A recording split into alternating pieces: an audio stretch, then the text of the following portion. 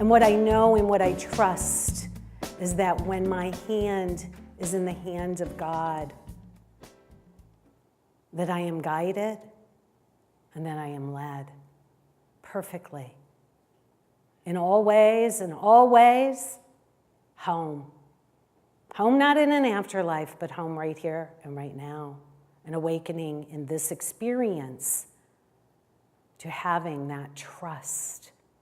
And so our conversation is about this today, is about building that trust.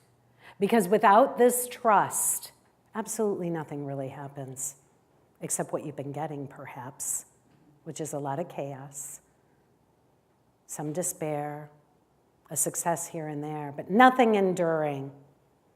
And so we're going to build our faith and our trust. And there's a beautiful story about a little girl and her father. And the little girl and her father are going to cross a bridge over a river. And unbeknownst to the girl, the father is a little scared. And he says to his daughter, he says, "Sweetheart, please hold my hand so that you don't fall into the river." And the little girl says, "No, Dad, no, you hold my hand, you hold my hand." And the father was confused. He said, "Well, what's the difference?" And she said, "Well, there's a big difference. If I hold your hand and something happens to me, there's a chance that I might let go. But if you hold my hand, I know for sure that no matter what happens, you will never let go." Okay? Do you feel that? That's trust. That is trust. That's what we're cultivating today. A cultivation of the illustration that we place our hand in God's hand, that we ask God, we ask Spirit, we ask Source, we ask Creator, "You hold my hand because I know you won't let go." And so if this is the definition of real trust, this is a trust that is pure, that is absolute, that even complies with what the legal definition of a trust is. A legal definition of trust where I place my well-being in you, that you will keep it for me, that you will keep it for my benefit at a time when I need it. That this is a trust that is grounded in faith, that I give you what I value, I give you what I am loyal to, I give you what matters most for safekeeping.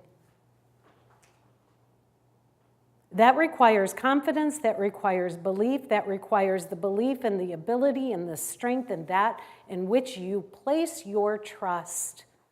And there is only one thing that is worthy of that kind of trust, and that is what I call God and what I know to be love. And so love is the only place where you can place your value, your trust, your loyalty. And that's how we build trust, moment by moment by moment. And so what I want to say to you is like, okay, let's get real, because you know what, Reverend Claudia, that sounds really good, but that's just not the way the world works, right? Isn't there a part of your mind that is saying that right now? Sounds good, but does it really work? And what I want to say is that little girl that in that story has been each of us at some point in our experience. That little girl filled with trust. And I can tell you that I remember this experience in my own life with my own father, with my own mother. I recall a time of absolute trust in who I called my earth parents. And I am grateful that I had that experience because it was an echo of the voice for God and an echo of the voice for love. And how I recall this as I was contemplating this, and I don't know if anybody's had this exact experience, but I know you've had one in your life where you have just felt completely trusting. And for me, the image that comes to my mind is being a little girl, driving home at night being exhausted and tired. Mom and Dad are in the front seat. Dad is driving, and I'm conked out in the back seat, laying completely across and have plenty of room, so that's how little I am. And I am completely trusting that my dad driving will get us home safely. And I trust this so much that I fall asleep and I relax and I can hear their voices chattering. And there is this sense and this feeling of being safe. That's what I think of when I heard that story, that all was right in the world and that I could simply relax and know and trust that I would be led home perfectly and safely. And so for me, probably like you, I can flash forward from an experience of feeling that absolute and total trust to a place where it was shattered. Now, in my experience in life, it was an experience, but sometimes it's a slow drip that happens over time, where you just begin to lose your faith and trust in those who were supposed to be trustworthy to you or in the world. For me, it also occurred in my family, in my home of origin. Years later, after being in the back seat of the car, being a little bit older, being in my parents' home, hearing the voices again, me in another room, and I could hear what they were saying. And what they were saying, I could not unhear. I could not unhear, and I knew that I wasn't supposed to be hearing it, but there it was.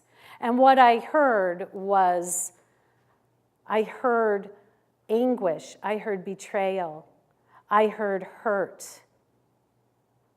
And knowing this and seeing a drama unfold from there as an idea of our idyllic life, what prior to that moment had been ideal and idyllic, be shattered and cast away. And it was in that moment that I stopped trusting things. It was in that moment when there was a fall, if you will, and a part of my innocence seemed to be lost, and I felt lost. Have you guys ever felt that before, where you just felt lost by the happenings of events in the world, or something just shattered your trust, a betrayal, a loss of some sort? Because I know that I have felt that, and that in that moment we have a choice. And in that moment, though, as that young girl having that experience of feeling lost, it was as if, and we've got this slide up here, it was as if I fell into a maze. I fell and got lost into a maze, and I couldn't get out. I got to tell you, I'm a slow learner. It took me decades to get out of that particular one. It took me decades, and it was perfect. It was perfect for my awakening. So you can see the slide, you can see what a maze is. You guys all know what a maze is.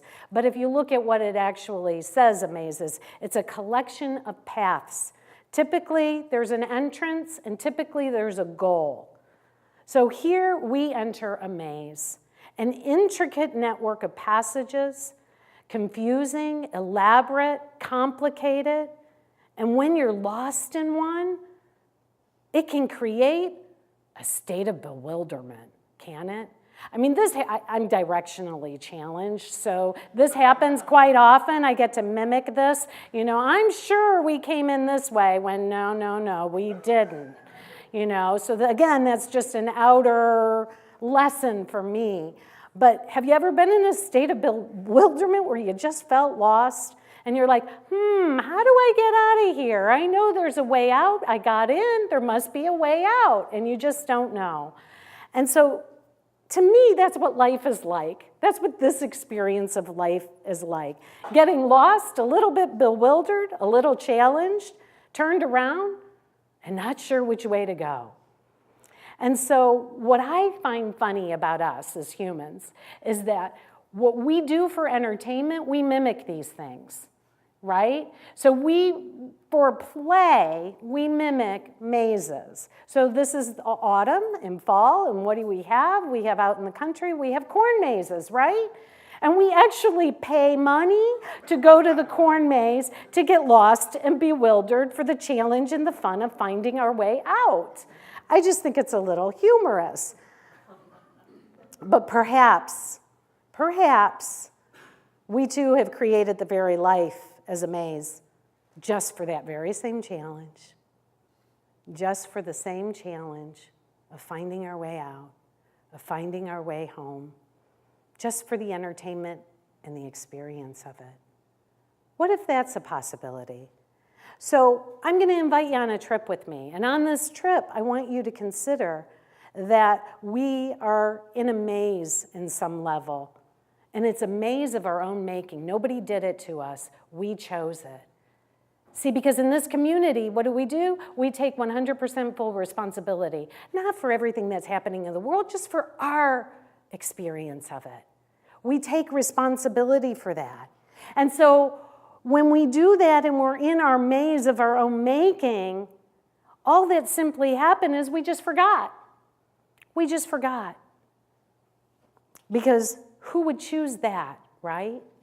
So we forgot we were playing, we forgot it was a maze of our own making. And now we can take responsibility for it. So the trip I'm inviting you on is the trip of how we create an elaborate and bewildering, confusing trip. So this trip goes something like this. We begin in the beginning, where we know that we are unity. We are one. We are one with God and all that is. We say we are the universe. What is the universe? It's one happening. It's one turning. Like the ocean is one event. And then from that event are many waves that come forth, but they all return to source. And that's what we say that we are. We are like the wave to the ocean, and that we are really a part of the universe having a unique and divine expression. And so we had a desire to play a game of separation. So we knew we were one, and in our game, we played a game of separation. And we thought, oh, wouldn't this be fun? Wouldn't it be interesting, like creating a maze? And we'll find our way out. And in this game, we created a body as our vehicle, kind of like a spaceship, right? It's the perfect spaceship for this particular journey. And this vehicle is, does anybody remember Lost in Space? And the little guy, Robot, who would go out, and Robot would go, danger, danger, danger, okay? That's what the body is like. The body is this mechanism and this device that looks out in the world and senses data, senses information. It's a perfect vehicle for this trip that we plan. And then if you add to the body a body-mind, kind of like a computer, kind of like ground control, if you will. It's the control panel. And it takes the data from the world that the body brings in, and it interprets it, and it gives it meaning. Now, it was a really good plan, this trip into this maze called life. And we had the perfect vehicle, and we had the perfect body-mind to assist us in interpreting all of the facts and the information that comes our way.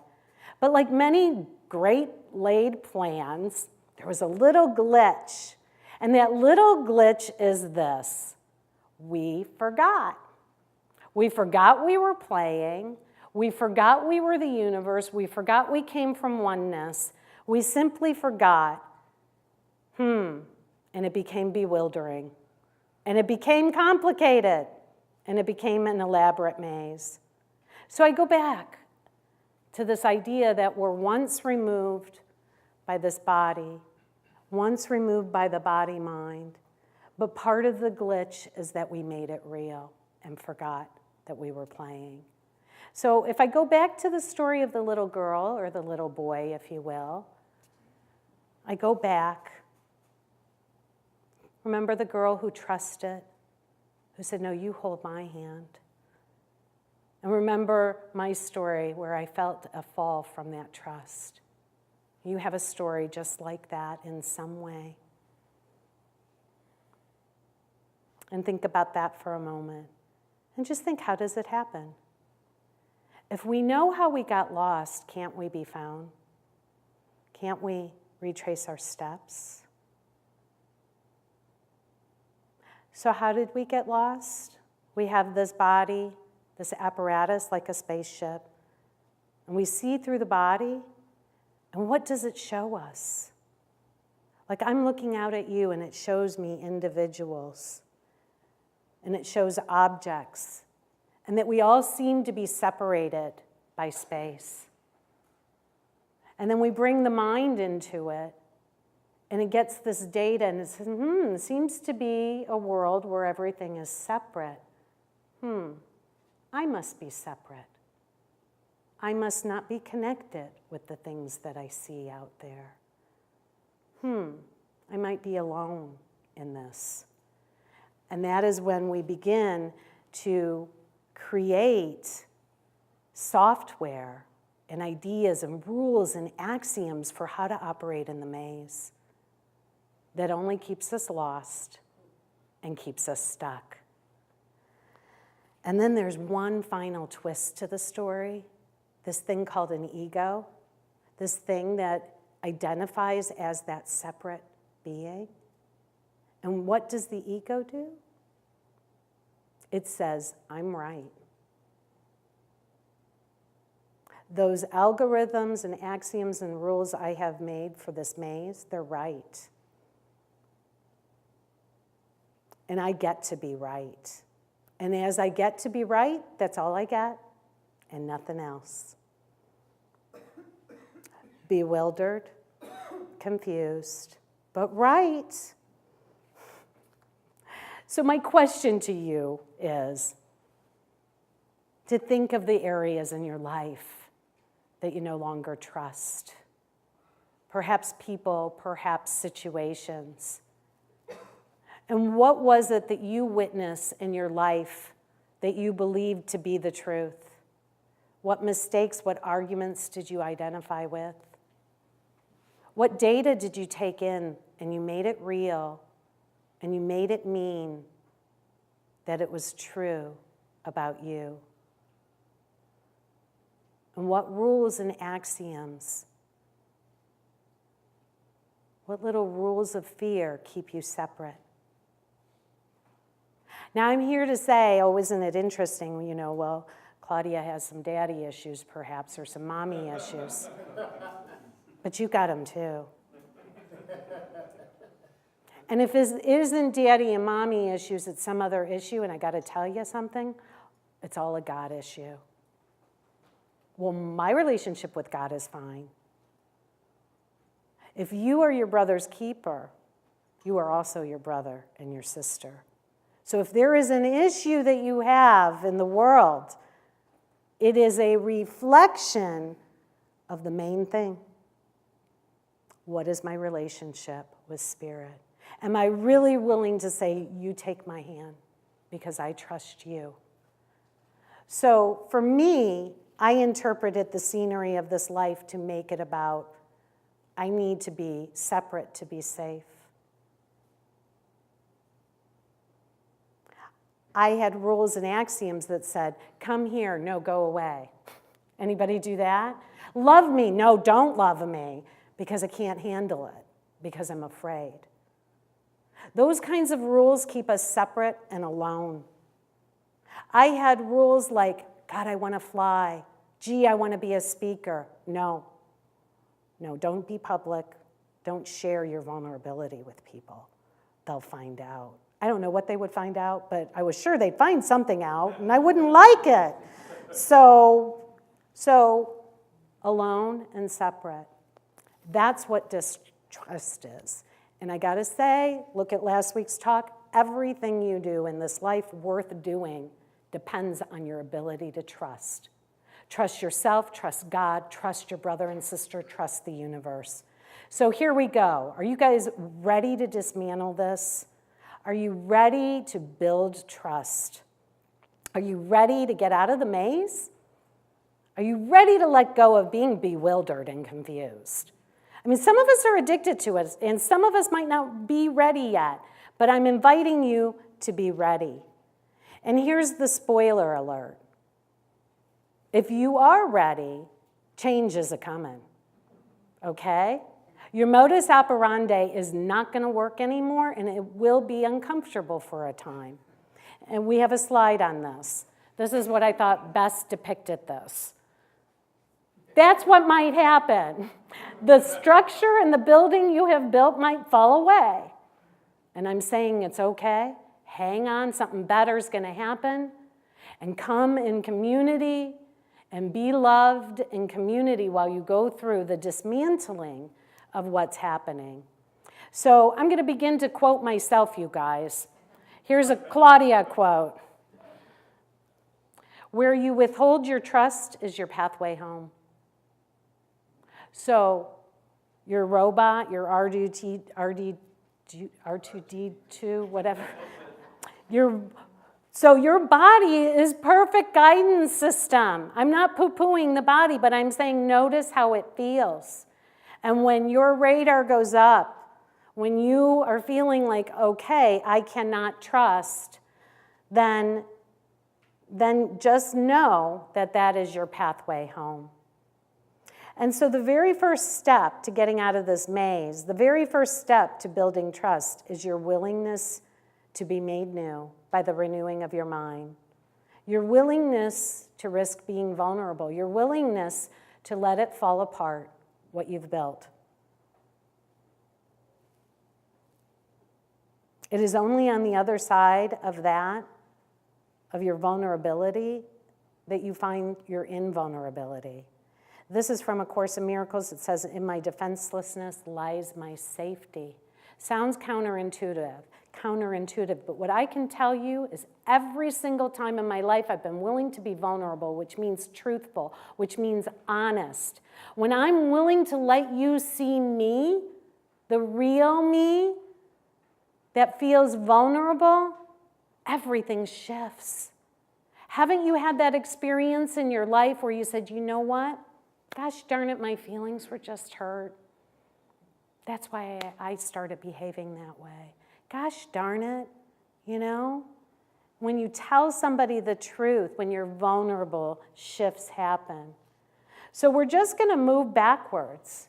We're going to become willing to retrace our steps from that maze. We're going to be willing to release our need to be right. So when you feel yourself digging in, I am right and they are wrong, and I'm going to tell them why, and I'm going to point it out, and I'm going to do a dissertation on it. And, you know, when you feel that, you guys feel that, take a breath and pause. Do I need to be right? Would I rather be happy? Release your interpretation and your judgment of the data that's coming at you. Somebody cuts you off on the road. Who knows why? Release your judgment of that person. Practice moment by moment, releasing the judgment. And one of the rules is all things are neutral. All events are neutral. Nuh-uh. Something's saying no. I can give you a whole list of non-neutral events. But play the game with the rule that all events are neutral. And the only thing you can do is, how am I going to be with this information? Am I going to call it good or bad, or am I going to just let it be? And then finally, release the belief that the truth, the facts, the news is the truth, is your truth. So number one was willingness. Number two, place your loyalty and your trust in the only thing that's real. And the only thing that's real, guys, is love. We've already talked about that. The opposite of love is fear, but what is all-encompassing can have no opposite. If you really believe God is all there is, if you really believe love is all that there is, then what else could there be? There is nothing else. So this fear that we feel is illusory. The opposite of love is fear, but what is all-encompassing can have no opposites. Nothing real can be threatened, and nothing unreal exists. So Love cannot be threatened. And since love is the only thing that is real, nothing else exists. And so that is one of the new axioms that you'll play by in your new playbook. When we begin to trust and value only God, only love, and those who identify as love, they know that no matter what arises in the world of appearances, in the field of space and time is inconsequential. Now, I used to do therapy, and I remember when I would do therapy, and maybe it would be every other week, and I remember I would keep a list of things I would want to talk about, because it was important at the time. I swear every time 2 weeks came around, they were all resolved. Everything was complete and done. It didn't require my manipulation, my control, my figuring. I just needed to allow life to be and life to happen. And what I have learned is that when I trust anything other than love, anything other than God, I suffer. Suffering comes from being identified with form. And what is form? The body. Form is your job, your career, your relationships. Begin to identify with that which is behind all of those things, which is love, which is eternal, which is everlasting. And then the very third thing is self-honesty. So we're willing. Willingness was number 1, to be vulnerable. 2, place your trust and loyalty in love. And 3, be honest with yourself. Well, I'm placing my love and loyalty in love. I'm in this really great relationship. It's all about love. Is that true? Really? Sometimes I'm in relationship because I'm afraid. Sometimes I'm in relationship because I think it'll keep me safe. Sometimes I do a job not because it's impacting the world and feeding the hungry, but because I need a paycheck. When you're self-honest, you just look at that. Oh, isn't that interesting? I think I'm being, magnanimous, but really I'm afraid. Doesn't mean you have to leave the relationship or the job. It just sets it free. It sets it free. It sets it free so that it can then be about love, and you can heal what it reveals. And so the game's on. You know how to play it now. You're in the maze. You can pause in that state of confusion and bewilderment. You can take a breath. And in that breathing, you can ask Spirit if Spirit is there. And then you can say, will you hold my hand? Will you guide me? And then become willing to be vulnerable and to dismantle idea by idea the structures you've built that keep you from trust and love. Trust love, the content of everything, and be self-honest. And then some of the rules. You're on an adventure, folks. We are on an adventure of our own making.